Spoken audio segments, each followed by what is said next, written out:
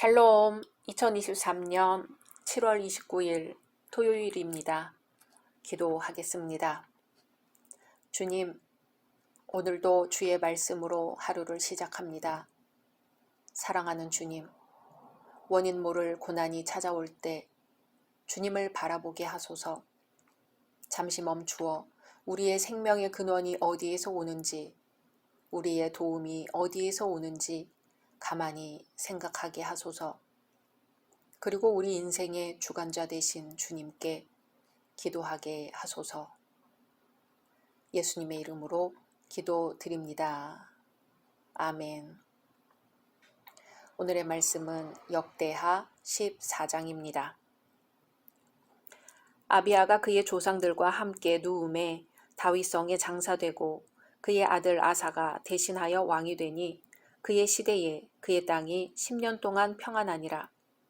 아사가 그의 하나님 여호와 보시기에 선과 정의를 행하여 이방제단과 산당을 없애고 주상을 깨뜨리며 아세라상을 찢고 유다 사람에게 명하여 그 조상들의 하나님 여호와를 찾게 하며 그의 율법과 명령을 행하게 하고 또 유다 모든 성읍에서 산당과 태양상을 없애매 나라가 그 앞에서 평안함을 누리니라.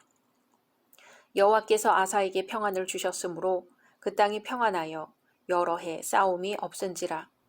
그가 견고한 성읍들을 유다에 건축하니라. 아사가 일찍이 유다 사람에게 이르되 우리가 우리 하나님 여호와를 찾았으므로 이 땅이 아직 우리 앞에 있나니 우리가 이 성읍들을 건축하고 그 주위에 성곽과 망대와 문과 빗장을 만들자. 우리가 주를 찾았으므로 주께서 우리 사방에 평안을 주셨느니라 하고 이에 그들이 성읍을 형통하게 건축하였더라. 아사의 군대는 유다 중에서 큰 방패와 창을 잡는 자가 30만 명이요 베냐민 중에서 작은 방패를 잡으며 활을 당기는 자가 28만 명이라. 그들은 다 큰 용사였더라. 구스 사람 세라가 그들을 치려하여 군사 100만 명과 병거 300대를 거느리고 마레사에 이르매 아사가 마주 나가서 마레사의 스바다 골짜기에 전열을 갖추고 아사가 그의 하나님 여호와께 부르짖어 이르되 여호와여 힘이 강한 자와 약한 자 사이에는 주밖에 도와줄 이가 없사오니 우리 하나님 여호와여 우리를 도우소서. 우리가 주를 의지하오며 주의 이름을 의탁하옵고 이 많은 무리를 치러 왔나이다. 여호와여 주는 우리 하나님이시오니 원하건대 사람이 주를 이기지 못하게 하옵소서 하였더니 여호와께서 구스 사람들을 아사와 유다 사람들 앞에서 치시니 구스 사람들이 도망하는지라. 아사와 그와 함께한 백성이 구스 사람들을 추격하여 그랄까지 이르매 이에 구스 사람들이 엎드러지고 살아남은 자가 없었으니 이는 여호와 앞에서와 그의 군대 앞에서 패망하였음이라. 노략한 물건이 매우 많았더라. 여호와께서 그랄 사면 모든 성읍 백성을 두렵게 하시니 무리가 그의 모든 성읍을 치고 그 가운데에 있는 많은 물건을 노략하고 또 짐승 지키는 천막을 치고 양과 낙타를 많이 이끌고 예루살렘으로 돌아왔더라. 아멘. 앞에서는 남유다의 초대왕인 르호보암의 통치와 아비야의 치세에 대해서 언급했습니다. 계속해서 이어지는 오늘 말씀에서는 유다의 3대 왕 아사의 통치에 관한 기록으로 16장까지 계속됩니다. 이 대목은 열왕기에서 단 16절로 간단하게 기록하고 있는 내용이지만 역대기에서는 매우 방대하게 기록되어 있고 그 업적들을 상세히 기록하고 있습니다. 1절에서 8절은 아사의 초기 통치를 보여줍니다. 여기서는 이스라엘이 남북으로 분열된 이래 남유다에 처음으로 찾아온 평화기 10년 동안의 상황입니다. 아사는 여호와에 대한 열심으로 우상을 척결하고 여호와의 말씀이 왕성케 되는 종교개혁을 단행하지요. 솔로몬 말기 때부터 발화하기 시작한 우상숭배는 아사 즉위 시에는 거의 유다 왕국 전역에 퍼져 있었습니다. 그래서 그는 즉위 초에 종교개혁을 단행하여 여호와 신앙의 순수성을 확립하고 우상 숭배자들의 계심을 촉구했습니다. 아사의 종교개혁은 외적으로는 우상 자체를 파괴하고 내적으로는 백성들로 하여금 하나님의 율례를 준수하게 했습니다. 이것은 오늘날의 진정한 교회개혁이 교회제도나 정치의 구조적, 형태적 개조와 같은 외적인 갱신뿐 아니라 말씀을 통한 성도 개개인의 계심이 함께 병행되어야 함을 시사해 줍니다.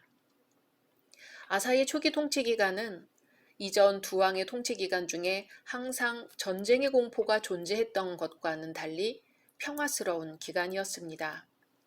이 기간 동안 유다는 안식을 누리면서 많은 성읍을 건축하여 외세의 침입에 대비할 수 있었습니다. 이 모두는 유다 백성들이 참 여호와 신앙을 회복했기 때문입니다. 이처럼 여호와를 찾고 그를 바로 섬기면 그는 우리의 방패와 산성이 되사 참된 평화를 주십니다. 또한 예수님도 예수께로 오는 자에게 참 평화를 주겠다고 약속하셨습니다. 이러한 내용을 통하여 우리는 몇 가지 사실을 생각해 볼 수 있습니다. 아사 왕은 평화기에도 종교 개혁을 단행하여 여호와의 복을 오랫동안 지속시킬 수 있었습니다. 흔히 개혁은 혼란한 시기나 극도로 타락한 시기에 계획되고 진행되는 경우가 많습니다. 그러나 아사 왕은 여호와께 대한 열정이 있었기에 평안한 시기였음에도 불구하고 유다의 공공연히 스며들어 있는 죄를 일일이 들추어냈습니다. 그래서 유다의 평안을 10년씩 연장할 수 있었고 그 이후에도 구스와의 전쟁이 있었으나 유다의 평안은 깨어지지 않았던 것입니다. 그러므로 진정한 개혁자는 오히려 잠잠하고 평화로울 때에 죄에 대한 날카로운 비판력을 가져야 하며 오히려 복의 때에 여호와를 향한 열정을 소유해야 되는 것입니다. 아사 왕은 종교개혁을 위해서 교육하는 일에 크게 주력하였습니다. 즉 열조의 하나님 여호와를 구하게 하며 그 율법과 명령을 행하게 했습니다. 아사는 종교적 타락의 원인이 솔로몬 치세 말기부터 희박해진 종교교육에 있다고 생각했음이 분명합니다. 그래서 그는 종교개혁의 적극적인 측면으로 백성들에게 하나님의 규례와 율법을 지키게 했습니다. 사실 아사 왕은 왕국이 분열되었기 때문에 대내외적으로 국가의 위상을 새롭게 정비해야 할 필요성을 느꼈을 것입니다. 이런 혼란한 시기에 종교교육을 소홀히 했기 때문에 유다의 이방제단과 아세라상이 왕성해지고 여호와의 경배에 사용되던 산당이 이방화되는 그러한 타락의 상황이 도래한 것이죠.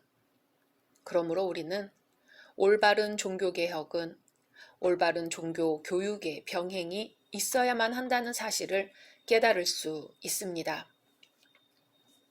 진정한 평화는 그것을 올바로 유지하고자 하는 자에게 계속적으로 주어집니다.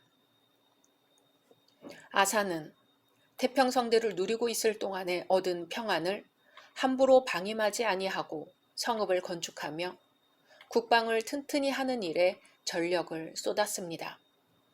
그는 이렇게 유비무환의 정신으로 준비를 확고히 했기 때문에 닥쳐올 환란에 대한 두려움이나 공포가 없이 진정으로 평안할 수 있었던 것이죠. 이와 같이 성도들은 자기를 무장할 기회가 있을 동안에 하나님의 전신갑주로 무장해야 합니다. 만약 그렇게 하지 않고 환란이 임한 후에 준비하려고 한다면 자신을 무장할 기회를 얻지 못한 채 곧장 쓰러지고 말 것입니다. 아사는 평안한 이유를 충분히 인식하고 있었습니다. 7절에 우리가 우리 하나님 여호와를 찾았으므로 우리가 주를 찾았으므로 주께서 우리에게 사방의 평안을 주셨느니라고 고백하고 있습니다.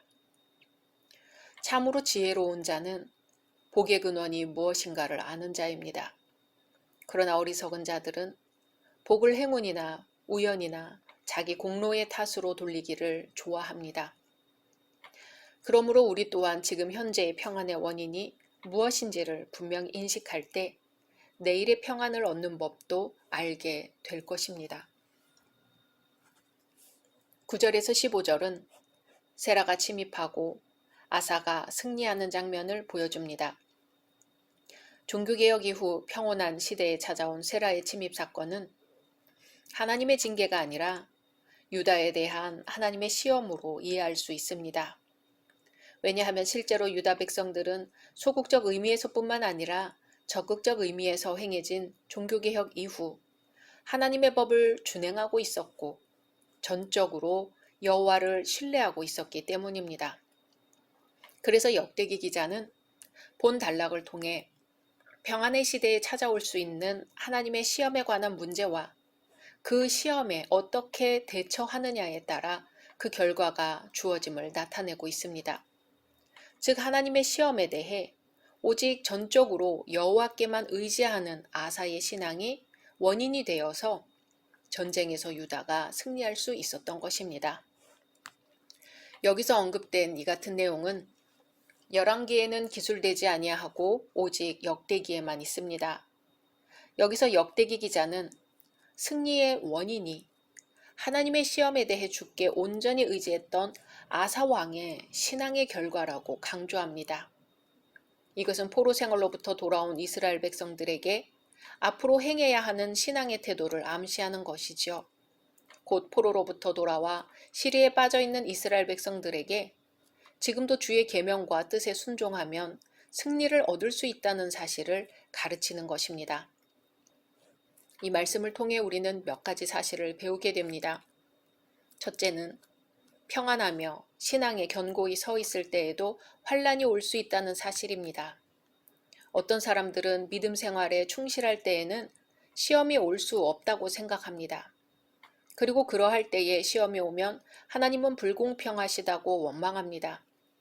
왜냐하면 이들은 하나님께서 그 시험을 통하여 얼마나 큰 복을 주실 것인지 모르기 때문입니다. 참으로 하나님께서는 구스 사람의 침입을 통하여 아사로 하여금 자신의 군대보다 더욱 강력한 여호와의 군대로 유다를 보호하고 계시는 하나님을 알게 하셨던 것입니다. 둘째는 믿음의 사람은 환란을 직시하고 그 원인을 바로 깨달아 문제 해결을 위해 여호와께 기도한다는 사실입니다. 아사는 자신의 앞에 서 있는 세라의 군대가 100만 대군임을 알았지만 그들이 한갓 연약한 사람들임을 알았습니다. 그리고 그러한 세라의 군대가 결코 여호와를 대적할 수 없음도 알았습니다. 그래서 그는 11절에 사람으로 주를 이기지 못하게 하옵소서 하고 기도할 수 있었던 것입니다. 이와 같이 믿음의 눈으로 모든 일들을 직시할 때 담대할 수 있으며 상황을 정확히 분석하고 규명할 수 있는 것입니다.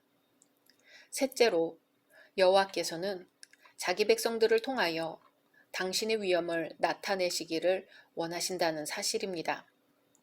14절을 보면 그랄 사면 백성들이 유다 백성들을 보고 여호와를 두려워하게 된 사실이 기록되어 있습니다. 이는 여호와께서 유다 백성들을 통하여 당신의 위엄을 나타내셨기 때문입니다. 그래서 히브리서 기자는 하나님의 뜻을 나타내는 사람들을 보고 이런 사람은 세상이 감당치 못하도다 하고 히브리서 11장 38절에 말했던 것입니다. 그러므로 성도들의 믿음은 여호와의 위엄을 드러내는 데까지 나아가야 할 것입니다. 마지막 넷째로 하나님의 능력으로 승리한 결과는 언제나 풍성하다는 사실입니다. 하나님께서는 시험을 통과한 유다 백성들에게 큰 노획물을 얻게 하셨을 뿐만 아니라 유다 백성들이 예루살렘으로 돌아올 때 기쁨의 개성가를 부를 수 있게 하셨습니다. 그러기에 성도들이 비록 현재에는 사단의 공격으로 환란을 겪으며 수세에 몰릴지라도 마지막에는 그리스도를 힘입어 영광스러운 승리의 월계관을 쓰게 되는 것입니다. 그러므로 우리는 조용한 마음으로 우리에게 향한 하나님의 뜻을 기다릴 수밖에 없습니다. 우리의 때가 주님의 손에 있으므로 우리는 주님께 순종하고 주님을 신뢰하고 주님의 뜻을 따라야 합니다. 우리가 끝까지 참고 인내할 때 영원한 천국을 기업으로 받을 것입니다. 시편 31편 5절의 말씀입니다. 내가 나의 영을 주의 손에 부탁하나이다. 아멘. 각자 말씀 묵상하신 후 주기도문으로 마치겠습니다.